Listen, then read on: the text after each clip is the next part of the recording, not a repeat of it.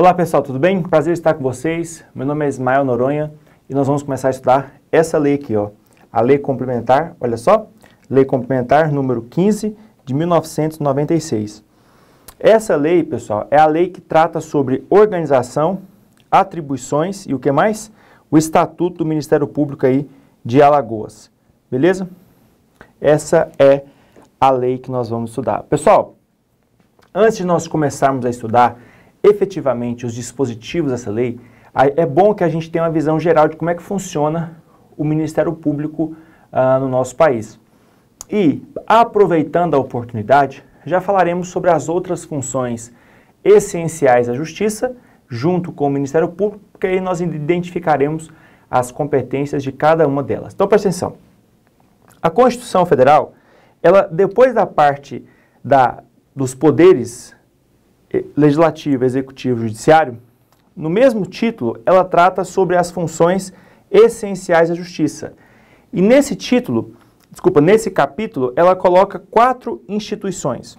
Coloca o Ministério Público, coloca a Defensoria Pública, coloca a Advocacia Pública e coloca, pessoal, os advogados privados, os advogados inscritos aí na OAB. Então, esses aqui são privados, ou seja, você contrata esse cara para entrar com ação no seu interesse. Então, você foi preso ou você quer disputar judicialmente algum valor a receber, você vai lá e contrata um advogado, o quê? Privado, para que ele possa, o quê? Representá-lo judicialmente. Agora, todos esses outros 3 aqui, ó, são pessoas que vão atuar em nome do Estado. Tanto o Ministério Público, quanto a Defensoria Pública, quanto a Advocacia Pública. Todos esses caras aqui, eles entram nessa carreira por concurso público específico, para a Advocacia Pública, para a Defensoria Pública e para o Ministério Público. Tá ok? Então, quem vai exercer essas atribuições aqui são pessoas que foram previamente aprovadas em concurso público e cada uma delas vai atuar numa esfera específica. Tá ok? Olha só, esses advogados públicos, eles vão funcionar de forma muito parecida com esses advogados aqui privados, só que em vez de representar uma pessoa física, eles vão representar o quê? A administração pública. Então aí no Estado de Alagoas, por exemplo, você tem a Advocacia Pública do Estado de Alagoas, que é a Procuradoria Geral, tá? Do Estado de Alagoas. Essa procuradoria é formada pelos advogados, ou chamados aí de procuradores do Estado, e esses vão representar judicialmente os interesses do Estado de Alagoas, ok? Existe no âmbito federal a AGU, que é a Advocacia Geral da União, que vai representar os interesses da administração pública federal perante a Justiça e também administrativamente. Agora, a Defensoria Pública, olhando aqui, ela também vai atuar de forma muito parecida com esses advogados aqui. E ela vai atuar também, pessoal, ela pode atuar também, e geralmente atua em favor de pessoas físicas, tá ok? Essa é a regra, mas nada impede que ela também atue em favor de pessoas jurídicas. Mas a Defensoria Pública, ela atua em favor de um grupo muito específico de pessoas, que são pessoas que não têm condição de arcar com a contratação de um advogado. Então, uma pessoa que não tem condição financeira para contratar um advogado poderia ter um direito constitucional prejudicado pela sua falta de recurso. Qual direito que é esse? O direito de ter acesso à justiça. Então, para garantir o acesso à justiça às pessoas que não têm condição de contratar um advogado, o poder público criou essa Defensoria Pública e esses defensores públicos vão entrar com ações judiciais no interesse dessas pessoas. Mas não só isso, tá? Também vão prestar todo o auxílio jurídico que essas pessoas tiverem, toda a forma de consultoria necessária para que essas pessoas possam exercer os seus direitos e atuando também, quando for necessário, na esfera administrativa. Tá ok? O que vai diferenciar, então, aqui, de fato, é o Ministério Público. O Ministério Público, pessoal, olha só, você tem 2 vertentes dele. Você tem o Ministério Público da União e cada estado tem o seu próprio Ministério Público, tá? Ministério Público Estadual. No âmbito federal, o Ministério Público da União, ele está em 4 ramos. Você vai ter o Ministério Público Federal, que que é o mais conhecido por nós, é o que está aí, por exemplo, na frente da Lava Jato, né, por exemplo. Temos o Ministério Público do Trabalho, Ministério Público Militar e o Ministério Público, pessoal, no Distrito Federal e territórios. O Distrito Federal não tem Ministério Público próprio. O Ministério Público que atua aqui no Distrito Federal, ele faz parte do Ministério Público da União, ok? Então, Ministério Público da União atuando aqui no Distrito Federal por meio do Ministério Público do Distrito Federal e territórios. Aí, os outros estados, os outros 26 estados da nossa república, cada um deles, olha aqui na tela, cada um deles aqui vai ter o quê? Cada um deles vai ter o seu próprio Ministério Público. Cada um deles vai ter o seu próprio o quê? Ministério Público. Uma outra coisa que é importante nós atentarmos aqui é que cada um desses ministérios públicos, pessoal, vai atuar perante órgãos específicos da Justiça. Esse Ministério Público da União vai atuar perante os órgãos da Justiça da União. Ou seja, vai atuar perante a Justiça Federal, vai atuar perante a Justiça Militar, a Justiça Eleitoral e a Justiça do Trabalho. Já o Ministério Público estadual, ele vai atuar, regra geral, perante quem? Perante os órgãos da Justiça Estadual. Quais são os órgãos da Justiça Estadual? São o Tribunal de Justiça e os juízes de direito, tá ok? Nós temos também a hipótese da Justiça Militar Estadual, perante a qual também atuarão esses membros do Ministério Público Estadual. Então, se nós pensarmos aqui, no nosso caso específico, no Ministério Público de Alagoas, ele vai funcionar perante o Tribunal de Justiça, ok? E os juízes de direito, sem aqui entrar em detalhes, tá ok? Você sabe, pessoal, que os juízes são aqueles órgãos de primeira instância, certo? São os órgãos de primeira instância da Justiça. E o Tribunal de Justiça é o órgão de segunda instância. Na segunda instância, quem vai atuar são os procuradores de justiça. Então, esses aqui são os membros do Ministério Público que vão atuar perante o quê? O TJ. E na primeira instância, você vai ter atuando dois tipos de membros do Ministério Público. Os promotores de justiça, promotores de justiça substitutos e os promotores de justiça. Quando um cara presta concurso para o Ministério Público e passa, ele passa aqui, ó. Esse é o primeiro lugar na carreira dele. Depois ele é promovido por antiguidade ou merecimento e se torna promotor de justiça, ou seja, ele se torna o titular, ok? De uma promotoria, que são os órgãos de administração da primeira instância, e depois, se ele for promovido de novo, tá? Também por antiguidade ou merecimento, ele vai ser um procurador de justiça e vai atuar aí perante os órgãos da segunda instância. Então, essa é a organização básica. Agora, o que é que o Ministério Público vai fazer? De quem que ele é advogado? Porque nós vimos que cada um desses caras aqui é advogado de alguém. O advogado inscrito na OAB é um advogado de alguma pessoa que o contratou, certo? A advocacia pública é advogada do Estado, vai defender os interesses do Estado. A Defensoria Pública vai defender o interesse daqueles que não têm condição de contratar um advogado específico. E o Ministério Público, ele vai advogar em favor de alguém. Quem é esse alguém? E esse alguém aqui, ó, regra geral, é a sociedade. Então, regra geral, o Ministério Público ele não atua em favor de uma pessoa específica. Ele atua em favor de direitos coletivos, ou seja, de várias pessoas. Há, mais para frente, a necessidade de nós diferenciarmos o que são direitos coletivos de direitos difusos. Mas, por enquanto, entenda que são direitos de várias pessoas. Às vezes você consegue determinar esse grupo, às vezes você não consegue determinar esse grupo, tá ok?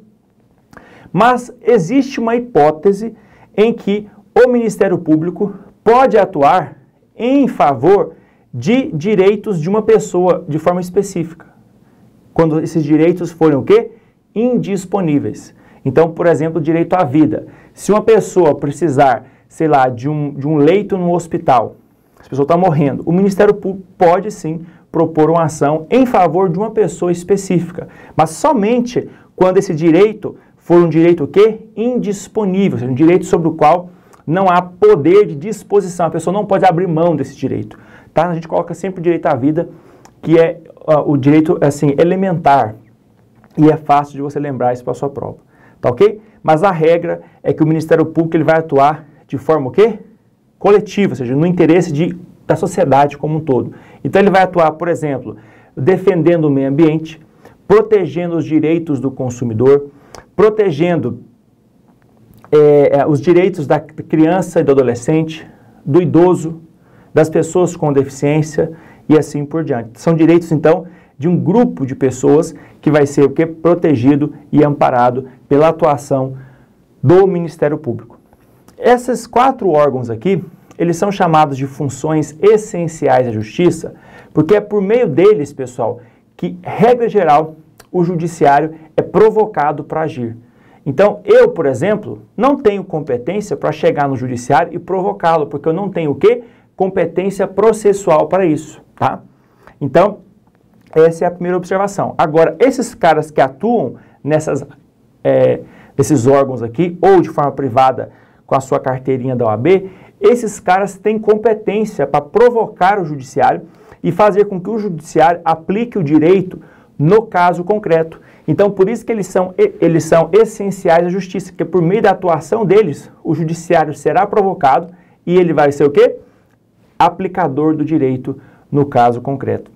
Além disso, o Ministério Público tem uma função a mais além desta. Nós já vimos que ele pode ser o autor de várias ações perante o Poder Judiciário, tanto ações civis quanto ações penais, ações criminais. Mas, além disso, ele tem um dever, uma competência importante, que é de fiscalizar a nossa ordem jurídica, para verificar se ela está sendo o quê? Cumprida, para verificar se ela está sendo o quê? Obedecida. Então, o Ministério Público, ele vai atuar nesse caso específico, de um lado como autor da ação, para proteger os interesses da sociedade, mas também, em determinadas situações, ele vai atuar como o quê? Fiscal da nossa ordem jurídica, para verificar se o nosso ordenamento jurídico está sendo respeitado. E isso aqui eu quero te mostrar agora, já te introduzindo o primeiro artigo dessa lei, que vai tratar especificamente, olha só, do Ministério Público de Alagoas. Agora, preste atenção. É muito importante que nós tenhamos o seguinte. Nessa primeira parte, nós vamos estudar os princípios institucionais do Ministério Público e que você já deve ter estudado lá na parte de Direito Constitucional. Se você não estudou, com certeza você vai estudar isso aqui lá na matéria de Direito Constitucional, porque isso aqui é repetição do que está previsto na Constituição Federal. Preste atenção, essa regra que eu vou te explicar, esses princípios que se aplicam ao Ministério Público, hoje são os mesmos também aplicados à Defensoria Pública. Tem havido aí algumas modificações na Constituição que tem colocado os defensores públicos muito parecidos com os membros do Ministério Público. Eles não têm ainda todos os direitos de forma idêntica, mas nós estamos caminhando para que no futuro, talvez próximo, os membros da Defensoria Pública tenham os mesmos direitos, tá? As mesmas prerrogativas, as mesmas garantias que os membros do Ministério Público, tá? Hoje eu já posso te afirmar que os princípios do Ministério Público são os mesmos da Defensoria Pública, a mesma coisa. Então, isso já é uma questão que pode, inclusive, ser cobrado na sua prova, ao se perguntar se os princípios aplicáveis ao Ministério Público também são aplicáveis à Defensoria Pública, tá? E quais são esses princípios? São os princípios da unidade, da indivisibilidade e da independência funcional. Na minha matéria, não cai nada além de você conhecer esses 3 princípios. Eles não vão perguntar na minha matéria o que cada um deles significa. Não cai, para mim não. Porque na minha matéria, a única coisa que é cobrada são os dispositivos diretos, tá? Os dispositivos diretos da matéria, tá? Sem nenhum tipo de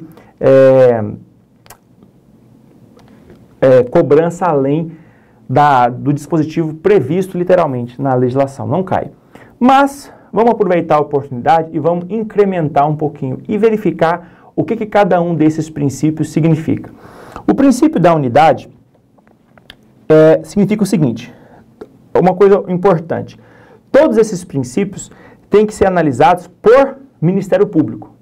Então, quando eu penso em Ministério Público Estadual, esses princípios aqui são aplicados separadamente em cada Ministério Público Estadual. Então, esses princípios aqui são aplicados no Ministério Público de Alagoas, ao Ministério Público de Goiás, Ministério Público de Sergipe e aí vai embora. Cada um com esses próprios princípios aplicados. São os mesmos princípios, mas eles são analisados separadamente em relação a cada Ministério Público. O mesmo se aplica ao Ministério Público. Apesar de o Ministério Público da União ter 4 ramos, você tem que analisar esses princípios separadamente para cada um dos ramos do Ministério Público. E o primeiro princípio é o seguinte: o princípio da unidade vai nos ensinar que o Ministério Público ele está unido na figura do Procurador-Geral da Justiça. Esse Procurador-Geral da Justiça, ele é o chefe de vocês, é o chefe do Ministério Público do Estado de Alagoas. Esse Procurador-Geral de Justiça, ele é chefe de todos os membros do Ministério Público, de todos os membros. Só que preste atenção, essa chefia, ela se dá apenas no âmbito administrativo, porque nós vamos ver daqui a pouquinho que um outro princípio da instituição é a sua independência funcional, significando que o Ministério Público não está sujeito a nenhum outro poder, então ele não é órgão ligado nem ao Poder Executivo, nem Legislativo e nem Judiciário, ou seja, ele é um órgão autônomo, então ele não está sujeito a qualquer outro poder ou instituição, ele é independente nesse sentido, ele só deve então a sua submissão à Constituição e às leis da República. Mas esse princípio da independência funcional também se aplica aos membros do Ministério Público. Os membros do Ministério Público, seja os promotores e os procuradores, no exercício da sua função, eles não estão sujeitos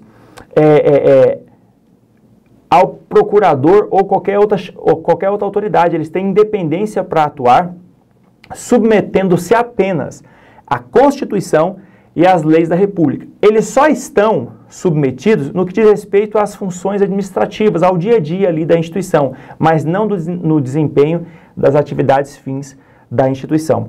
Então, a unidade vai dizer que todos os membros do Ministério Público estão sendo liderados por quem? Pelo Procurador-Geral de Justiça, numa relação de dependência apenas administrativa, jamais relacionada às atividades fins. Então, o Procurador-Geral de Justiça, ele une todos os membros aqui do Ministério Público Estadual.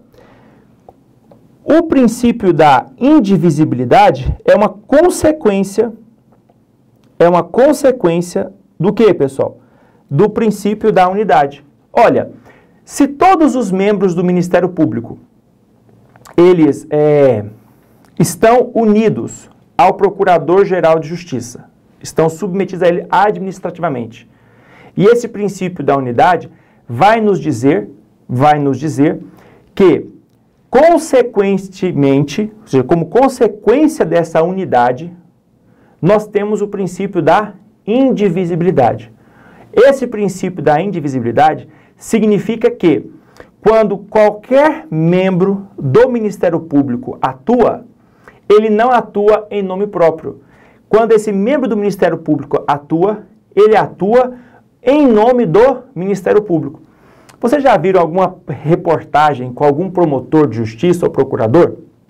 Eles nunca vão falar assim, eu fiz isso, ou eu fiz aquilo, ou eu descobri que o cara estava praticando algum tipo de licitude. Ele nunca fala assim, porque quando ele está atuando, desempenhando as competências do seu cargo, ele está atuando em nome do Ministério Público.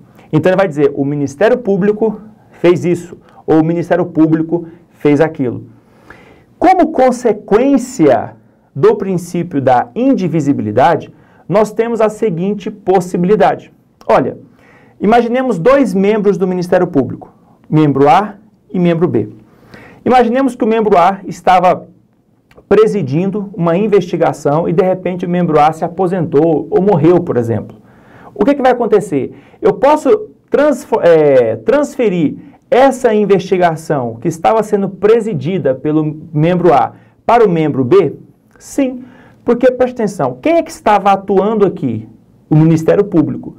E quando eu transferir esse processo para o membro B, quem é que vai estar atuando? O Ministério Público. Então, como consequência da indivisibilidade, nós temos a possibilidade do quê? Transferir os processos dentro do Ministério Público de um membro para outro, sem que isso, ok, cause qualquer dano, porque quem continua competente no caso e exercendo as atribuições ainda é o Ministério Público. Então, veja, o princípio da unidade congrega todos os ministérios públicos, todos os membros do Ministério Público de Alagoas, sob a direção do Procurador-Geral de Justiça, e todos vão formar uma unidade apenas, um órgão apenas. Agora, uma coisa interessante é que, como consequência dessa unidade, quando o membro atua, ele atua não em nome próprio, ele atua em nome da instituição. E, obviamente, eu posso, então, lógico, seguindo as regras previstas na legislação, substituir um membro por outro, sem que cause qualquer tipo de prejuízo ao andamento processual. Esse é o princípio da indivisibilidade, que é corolário, que é consequência direta do princípio da unidade. E, por fim, o princípio da independência funcional vai nos dizer o que eu já disse. Ou seja, o Ministério Público não está sujeito a qualquer outra instituição. Ele submete-se diretamente apenas à Constituição e à legislação aplicável. E os seus membros também, no exercício das suas atribuições, ou seja, no exercício da atividade fim do Ministério Público, também sujeitam-se apenas à Constituição e à lei. E também, claro, à sua própria consciência, porque eles vão ter liberdade para, no caso concreto, aplicar aí a legislação como melhor lhes parecer. Então, esses são os princípios.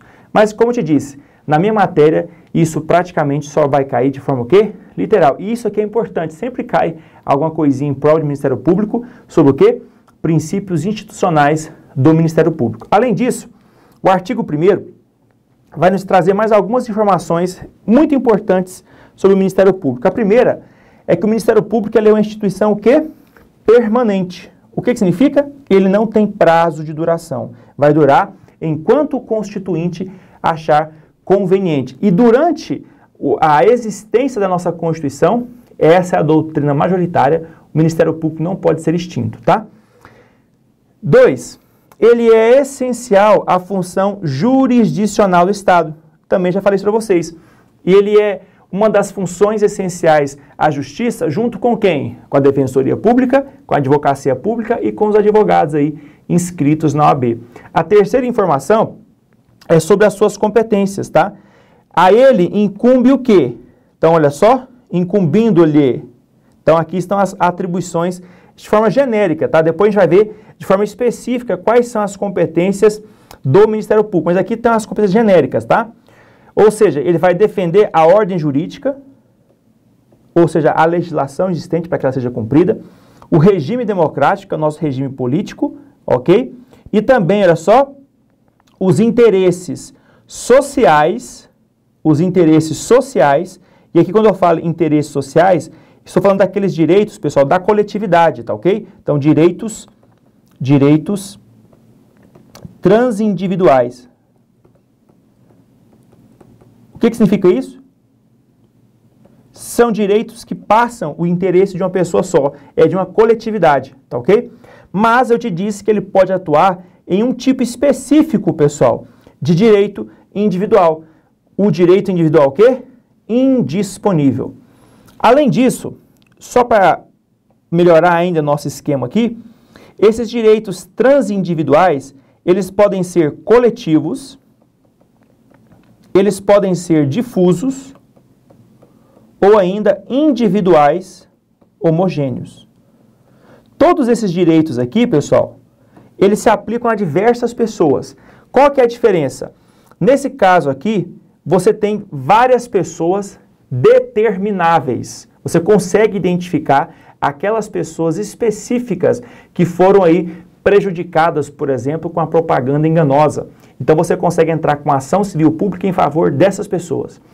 Nos direitos difusos, o grupo de pessoas é indeterminável. Então, por exemplo, uma empresa poluiu um rio e esse rio corta diversos aí municípios. Você não consegue, então, determinar quantas pessoas especificamente foram prejudicadas com a ação daquela empresa que poluiu o rio. Então, cabe nesse caso aqui uma ação no interesse difuso dessas pessoas, você não consegue identificá-las. Na questão de direitos individuais homogêneos, essas pessoas elas estão unidas por uma causalidade. Imaginemos, por exemplo, que várias pessoas compraram um produto, um carro, por exemplo, e todos esses carros vieram com o mesmo defeito de fábrica. O que poderia acontecer? Cada pessoa poderia entrar com uma ação individual no seu próprio interesse, ok?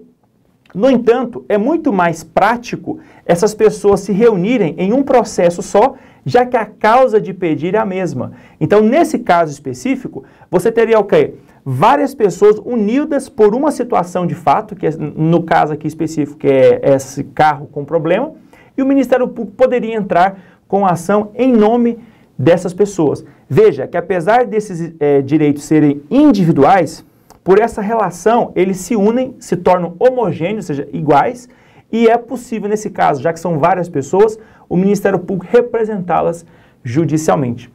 Tudo bem? É assim que funciona então. Mas em favor de uma pessoa específica mesmo, somente quando esse direito for o quê? Indisponível. Coloca aí como exemplo o direito à vida ou o direito à saúde, por exemplo, tá bom? Daqui a pouquinho a gente volta com mais informações. Tchau!